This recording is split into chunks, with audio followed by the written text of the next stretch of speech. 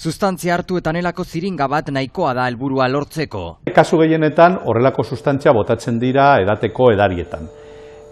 Orain modan jartzen da horrelako ziztada modukoak, baina hala ere oso komplikatu da ziztada txiki batekin. Ez baduzu mantentzen ziztada hori, nahi duzun kantitatea sartzeko gorputzean, oso zaila da horrelako sumizioa lortzeko. Sanferminetan dagoeneko 3 emakumek eta gizon batek salatu dute ziztada sentitu zutela eta zorabiatzen hasi zirela.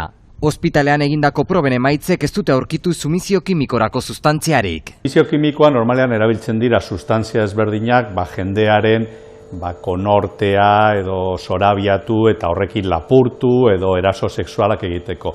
Horretarako gehien bat erabiltzen den sustantzia alkohola bera da. Benzodiazepina, lo egiteko pilulak, kasu gutxitan GHB, hori sentitzen badute eta pentsatzen badute horrelako sustantzia sartu dizkietela, garrantzitsuena da ahalik eta azkarren jutea osasun zentru batera, ospital batera, odol analiziak egiteko eta ahalik eta azkarren ikusteko benetan sustantzia badaukate.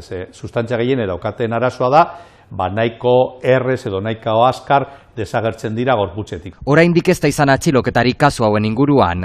Foralek ikerketa zabalik dute.